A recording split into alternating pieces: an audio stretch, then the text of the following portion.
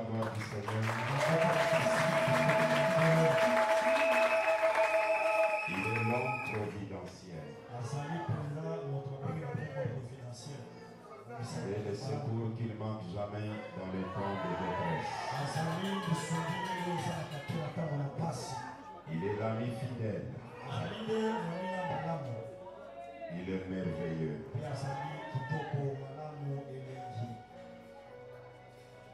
Avant que je vois les temps ne nous permettent pas de... On a déjà les soucis sur le cœur pour le mariage de nos enfants.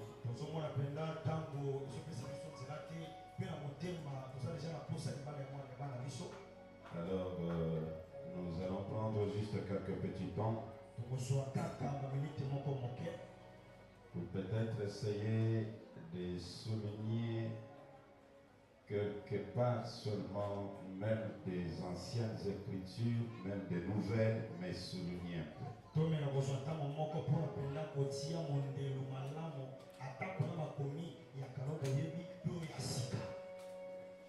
La question qui est posée dans cette convention Branham, avril 2023,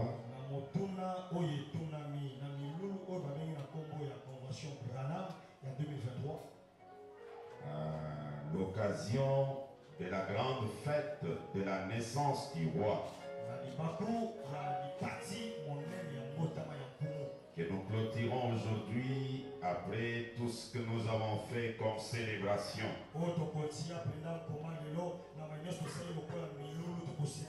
Une question a été soulevée comme sujet de la convention. Dans quel nom devrions-nous adorer le seul vrai Dieu après l'ouverture de cette sceau?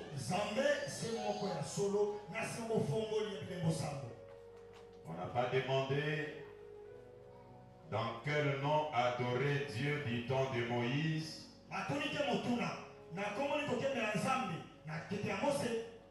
dans quel nom adorer Dieu du temps de Jésus, dans quel nom adorer Dieu après l'ouverture des sceaux.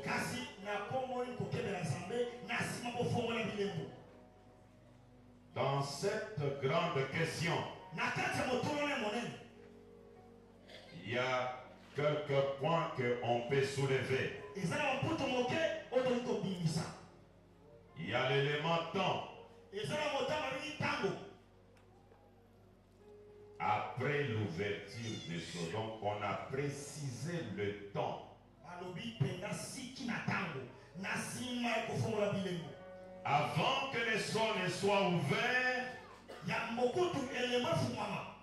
personne n'a la réponse à cette question. En d'autres termes, toutes les adorations qui se font ou qui se faisaient dans n'importe quel nom avant l'ouverture des sceaux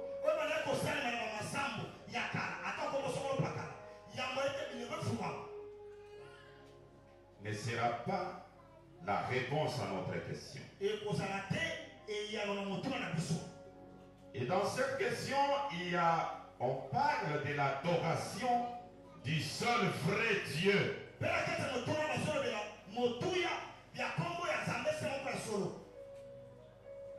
Et la chose qui va nous séparer des gens, c'est les noms. Et alors, l'ouverture des sceaux, c'est même la base du sujet.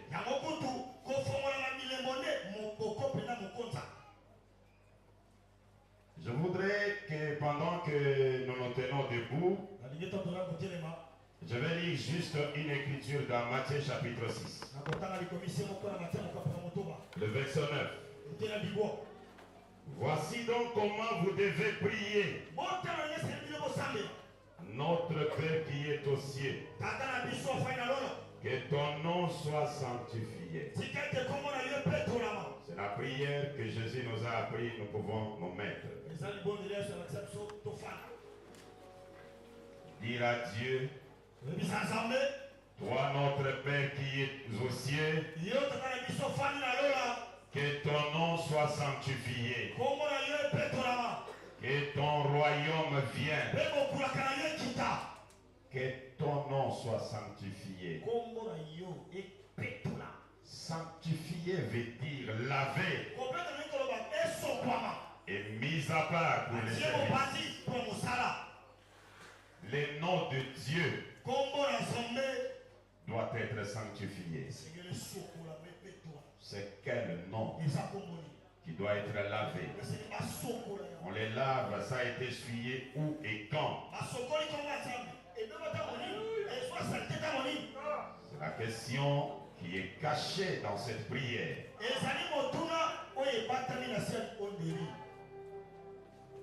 Mais pourquoi la question de l'adoration du nom de Dieu, on la lit à l'ouverture des sceaux?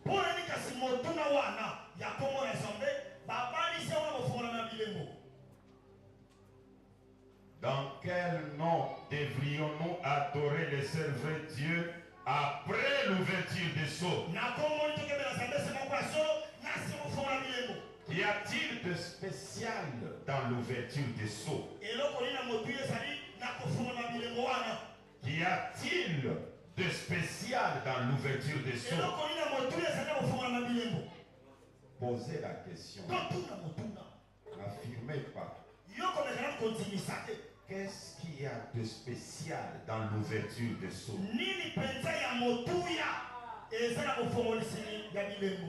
Les choses qui doivent arriver. Prêcher le 5 décembre 1965. Le paragraphe 42. Et maintenant, je ne pense pas que le ciel soit un lieu comme ce que me racontait ma mère.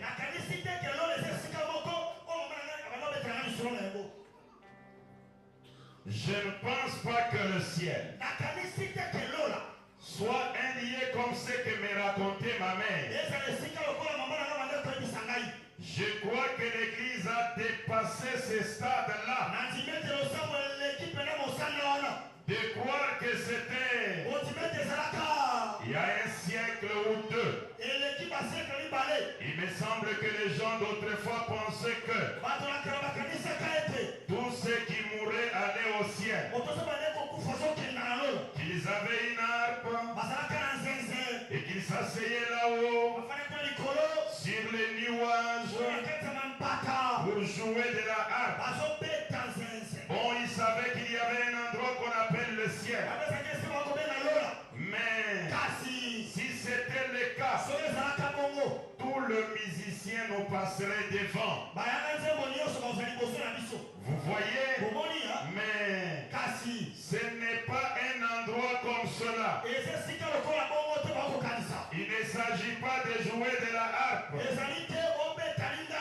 Je ne crois pas que la Bible enseigne cela.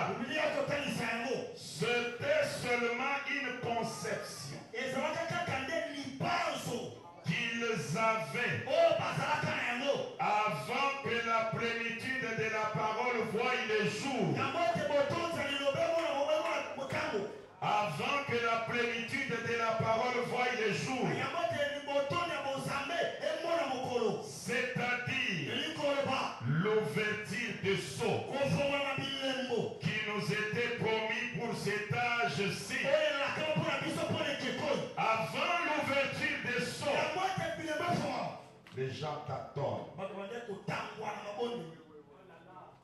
L'ouverture des sceaux, c'est la plénitude de la parole. Avant l'ouverture des sceaux, toute adoration, c'est une adoration partielle, imaginaire. Après l'ouverture des sceaux, les sceaux, c'est la plénitude de la parole. La brèche, 17 17 mars 63. 17 mars 63. Paragraphe 56. C'est là que tu as la 56. Dès que vous voyez les mariés arriver, vous me faites signe. Écoutez les grands Branham.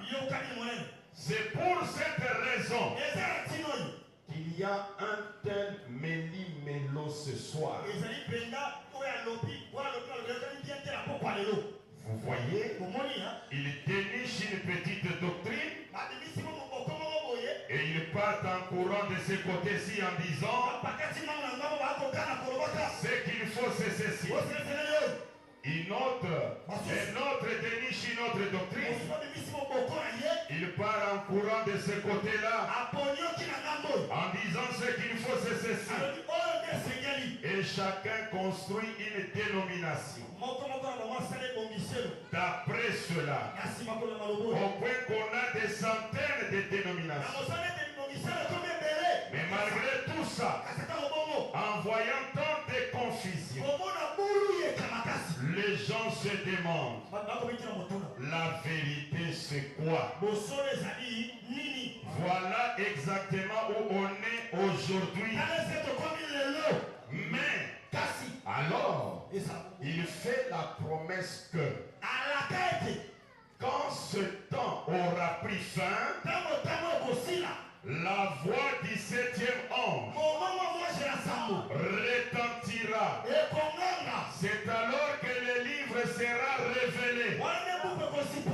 Vous voyez, à ce moment-là, le méli-mélo avant l'ouverture des sceaux.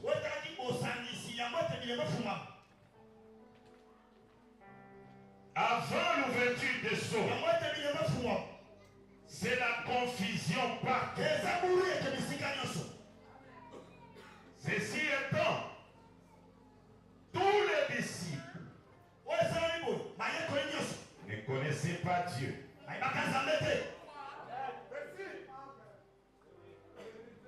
Parce que Dieu lui-même est caché dans le sceau. Comment vous allez les connaître tant que les sceaux ne sont pas brisés? C'est là où Branham déclare un culte 14 octobre 62. 14 octobre 62. Le paragraphe 35. C'est là qu'on a la 35. Le Saint-Esprit parle toujours de la parole. J'ai beaucoup de choses à vous dire. Ça c'est Jésus qui disait. J'ai beaucoup de choses à vous dire. Mais vous ne pouvez pas les supporter. Quand le Saint-Esprit viendra, il vous conduira dans toute la vérité. Jésus a donné des demi-vérités. Écoutez, le Saint-Esprit parle toujours de la parole. J'ai beaucoup de choses à vous dire. Vous ne pouvez pas les comprendre maintenant. Mais quand il sera venu, il vous guidera vers elle. Voilà pourquoi il y a eu le sceau. Le sceau contient la vérité. Voilà pourquoi il y a eu le sceau. À la fin du 7e sceau, le mystère de Dieu s'accomplira. Savoir qui Dieu est. Ce qu'il est. Comment il vit. Sa nature. Son être. Dans le sceau.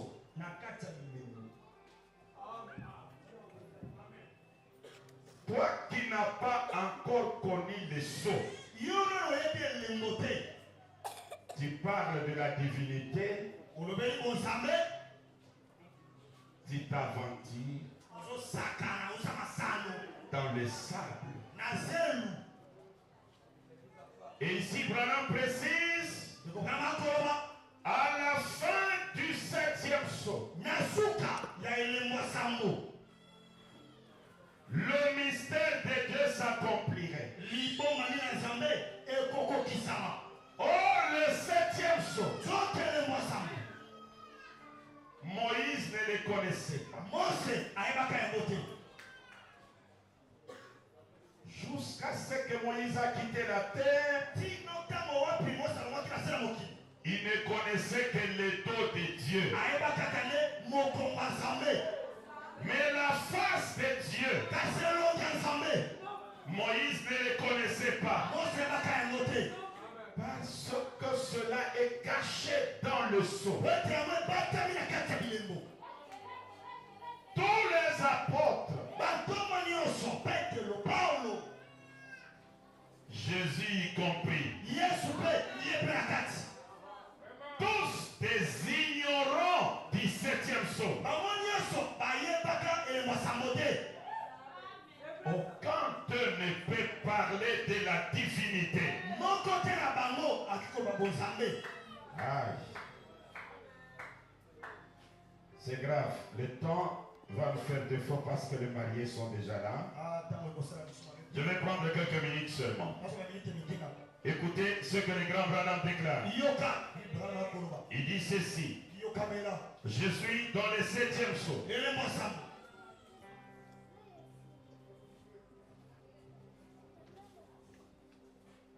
Paragraphe 252. Mais ici, il y a 7 tonnerres. Coup sur coup. L'un à la suite de l'autre. 1, 2, 3, 4, 5, 6, 7. C'est nombre parfait. 7 tonnerres se sont fait entendre l'un à la suite de l'autre. Faisant simplement 1, 2, 3, 4, 5, 6, 7.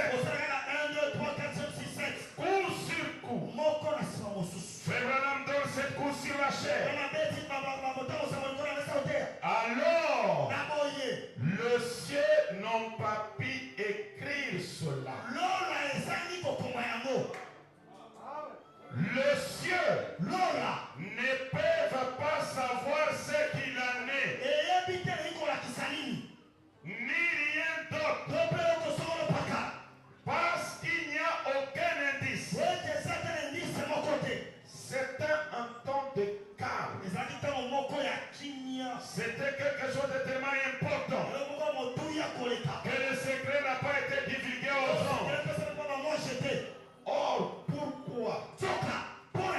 Si Satan s'en emparait, il pourrait faire de gros dégâts. Voilà une chose qu'il ne sait pas. Donc les diables disqualifient. Bon, il peut interpréter tout ce qu'il veut et imiter tous les genres de dons. J'espère que vous êtes en train d'apprendre. Mais il ne peut pas savoir ceci. Ce n'est même pas écrit dans la parole.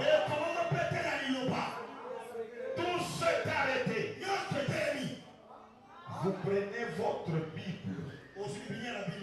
Ce nom-là n'est pas écrit là. Et pourtant, ça y est là-dedans. C'est pourquoi Branham l'appelle les 3 mots nobles de la Bible, mais qu'aucun mortel ne connaît. C'est de la Bible, mais aucun mortel n'a lu cela.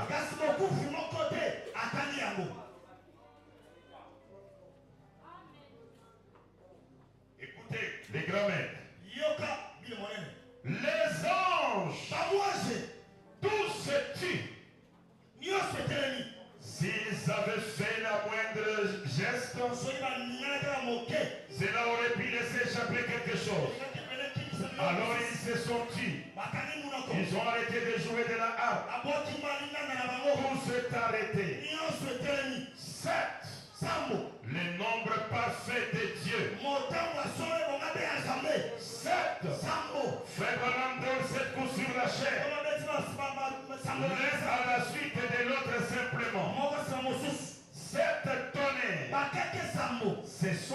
entendre ensemble,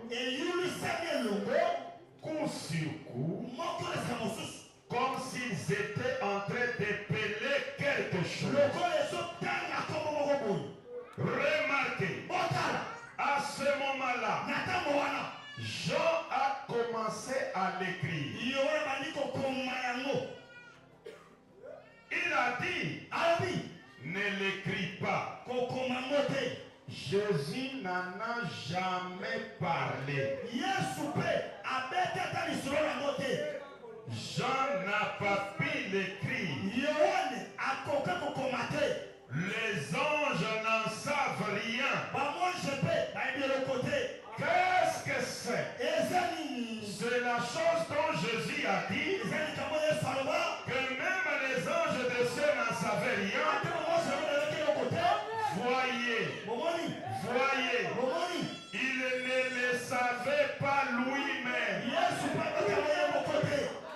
Il ne le savait pas lui-même.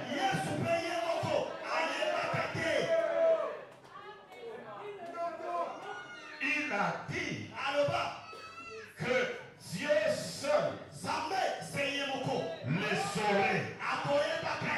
C'est lui qui connaîtra le sceau, le tonnerre. C'est Dieu seul. Jésus ne les connaissait pas. Les anges ne les connaissaient pas. Personne ne les connaissait. Mais à la grande surprise, nous vivons dans le temps où Branham déclare que c'est le temps de la révélation des sceaux. Mais qui va les révéler? Écoutez, je suis au paragraphe 245. Le 7e sceau. William Branham déclare. Pourquoi? Qu'est-ce que c'est? Or, aucun de nous ne sait.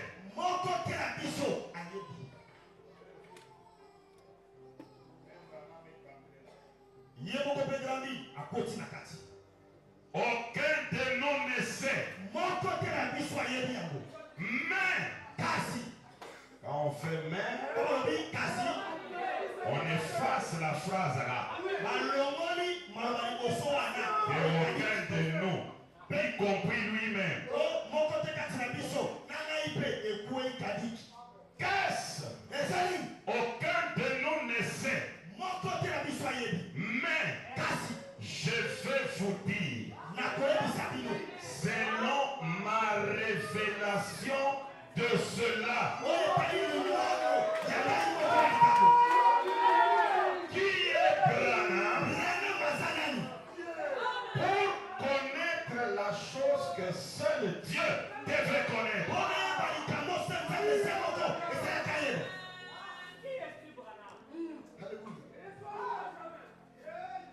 Or, à la fin du 7e, on doit connaître qui est Dieu, comment il vit, quel est son être, sa nature, les comportements de Dieu. Pierre ne connaissait pas les sceaux. Est-ce que dans l'amour, on peut disqualifier Pierre et tous ses amis qui ne connaissaient pas Dieu?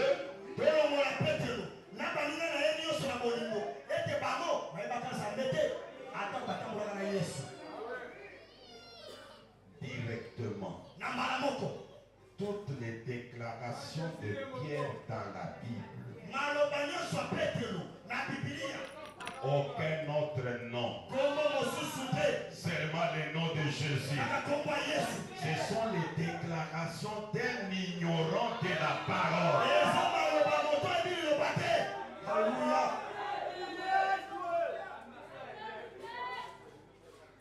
C'est facile ensemble, vous comprenez cela.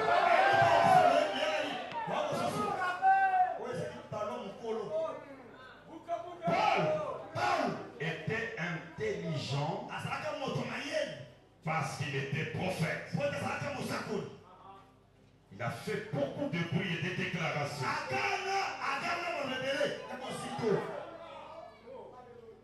Même un ange du ciel, s'il prêche autrement que ce que moi, Paul, j'ai prêché, qu'il soit anathème.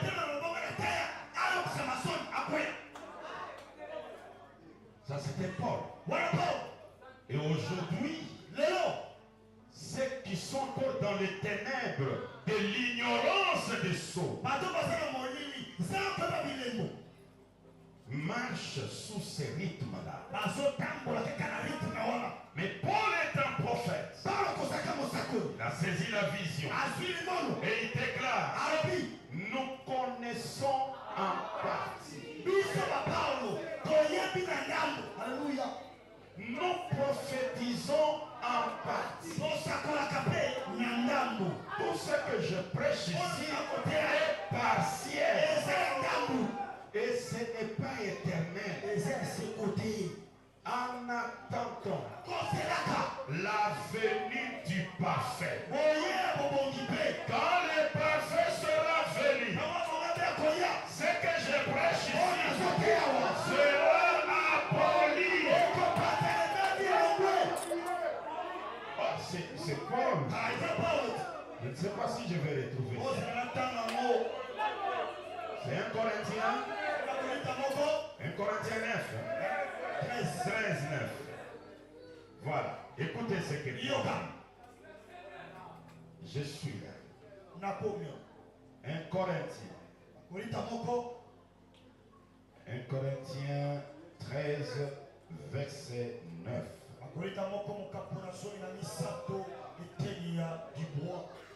Paul dit. Écoutez. 1 Corinthiens 13, excusez. Voilà, je suis là. Car nous connaissons en partie. Nous prophétisons en partie. Mais quand ce qui est parfait sera venu, ce qui est partiel disparaîtra. Juste cette déclaration. La prière au nom de Jésus est terminée. Du moment que vous voyez le parfait. Et Frère Branham n'a pas mâché les mots. Il dit, je vous ai fait l'allusion sur le nom Graham. C'est 6 lettres. Le monde, les chiffres de l'homme. Mais Branham, c'est 7. Ce qui est parfait, la perfection. Et Paul lui dit, lorsque vous verrez le parfait, les partiels doivent disparaître. C'est là où nous croyons à la disparition totale et complète de l'homme Jésus, de son nom, de son baptême, de la Sainte Seine, de tous ces éléments. Parce que le parfait est venu. Et le parfait est caché dans le sceau. C'est pourquoi c'est lui qui nous a donné le sujet. Il était prudent pour nous dire, après l'ouverture des sceaux, dans quel nom? Après l'ouverture des sceaux. Et quand les sceaux sont ouverts, cette Bible, regardez, celui qui est en vous est plus grand que celui qui est dans le monde. Le paragraphe 24, prêché le 10 novembre 1963. Maintenant, voilà, Il est prouvé scientifiquement que c'est la vérité. C'est pourquoi nous ne nous inquiétons pas de savoir si c'est la vérité. À la fois scientifiquement et spirituellement, ce qui avait été annoncé est arrivé. Ainsi, le message de cette sceau,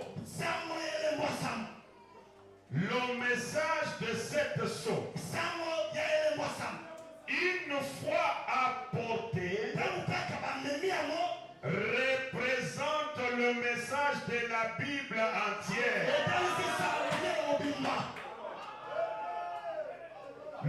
Cette sceau termine le Nouveau Testament et le scelle.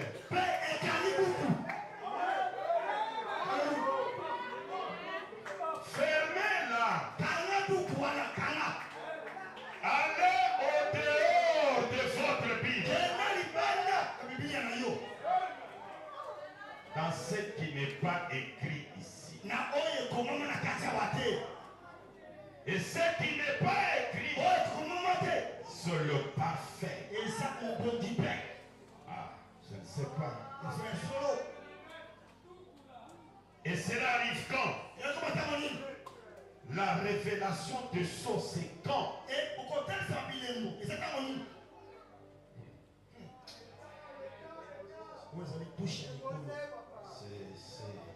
Écoutez le grand Branham.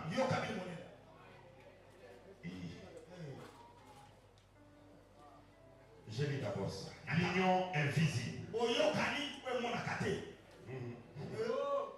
25 novembre 65. 27 novembre 65. Vous pouvez prendre depuis le paragraphe 193 jusqu'au paragraphe 196. Allez jusqu'à 198. Mais je peux m'arrêter à 196. Écoutez.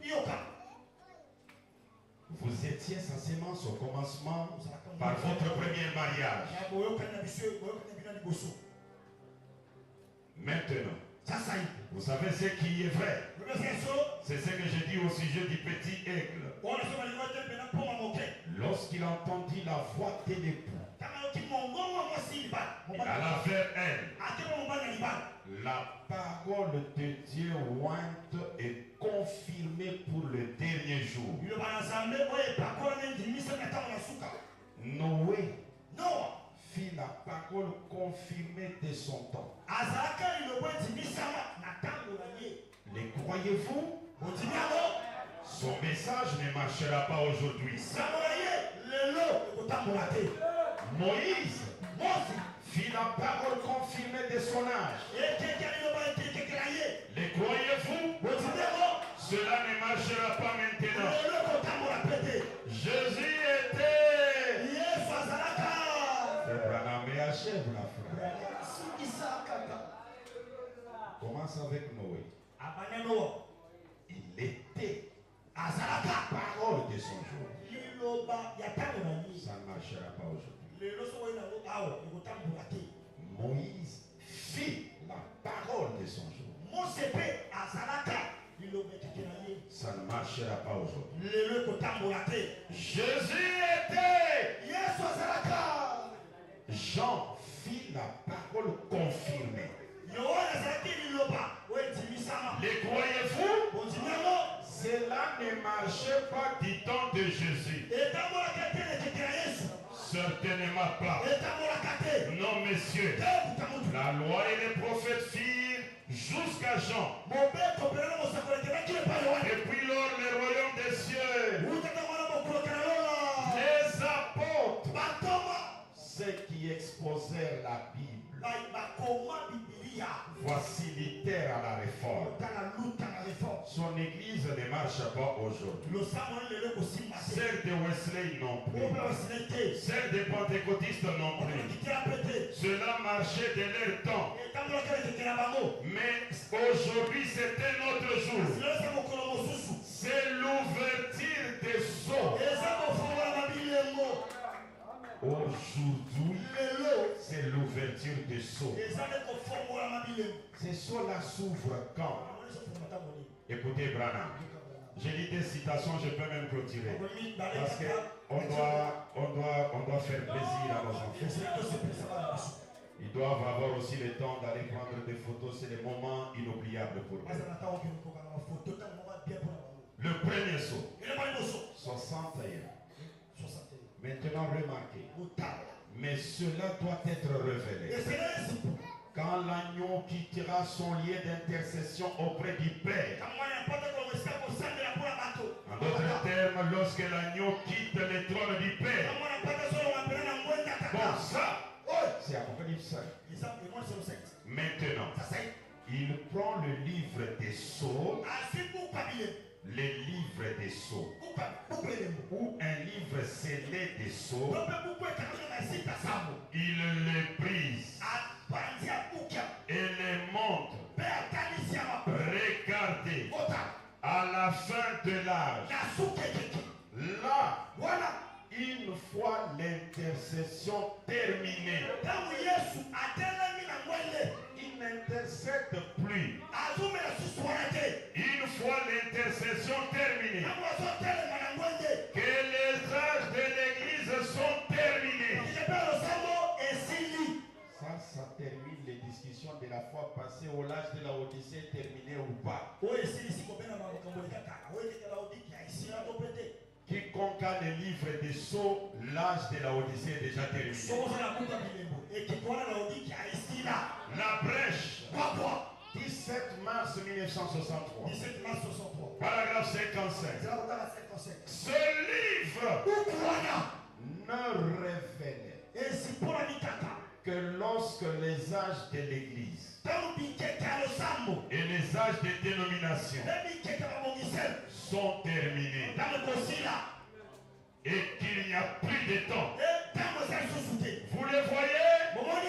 Il n'est révélé qu'une fois que les âges de l'Église et les âges de dénomination sont terminés. Et nous l'avons ici. Le livre est déjà révélé. Branham s'est tenu au haut de la chair. Il dit aujourd'hui je prêche. Aujourd'hui c'est la révélation du premier saut. Demain il vient. Il brise le deuxième. Le troisième. Jusqu'au septième saut. Et là, les âges de l'église sont terminés. L'intercession de Jésus terminée. On lui a envoyé de prières pour qu'il intercède. Mais pour que ce livre soit révélé, il doit quitter les trônes d'intercession. Il doit faire la remise et reprise. Et on révèle, c'est dans le livre. Écoutez. Bon, je vais m'arrêter directement là. J'ai dit seulement ça et je m'arrête. C'est les 6 bits de la visite de Gabriel à Daniel. Non, les instructions de Gabriel à Daniel. Les instructions, le paragraphe 50. Je ne sais pas s'il y a quelqu'un qui a les... Oui, les instructions. Gédéon, je crois que là c'est ton domaine. Instruction de Gabriel à Daniel.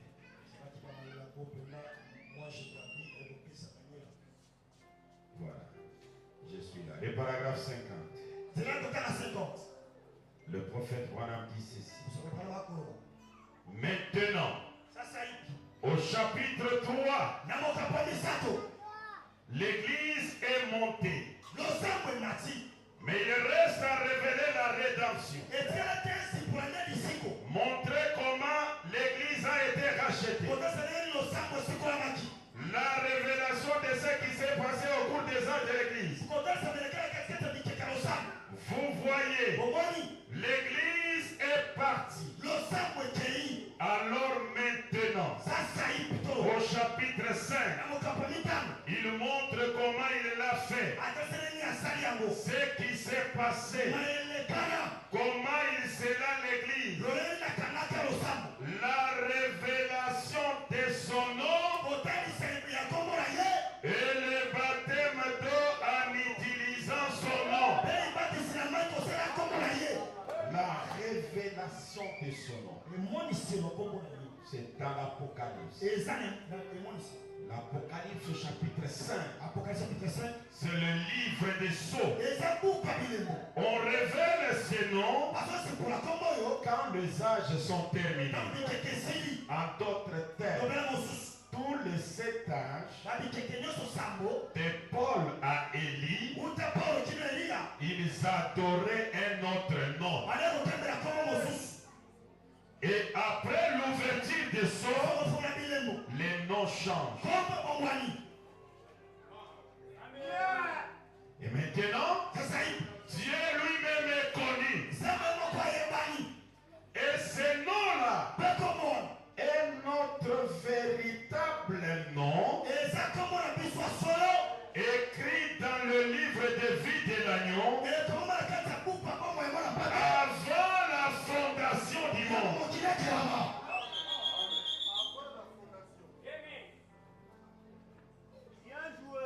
Après les sceaux, le rythme change. Ceux qui chantaient à la croix où mourit mon sauveur, on leur dit, le salut ce n'est plus la croix. Le seul moyen pour nous d'être rachetés, c'est quand le livre des sceaux est brisé.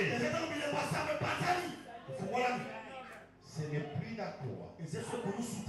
Donc le sceau marque un changement d'adoration.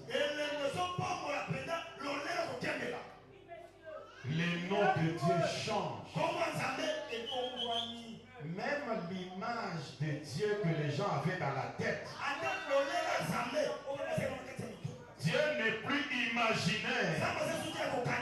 Il devient une réalité. Et son nom est simple. C'est un bon nom. Quand vous le prononcez, vous vous rappelez la nuit lorsque la maman de Branham a cité ses noms. William, Marion, Branham, elle-même dit, ça sonne distingué. C'est distingué. Le croyez-vous de tout votre cœur? C'est là où l'humanité n'arrive pas à le comprendre. Nous vivons après l'ouverture des sceaux. Que les très hauts vous bénissent.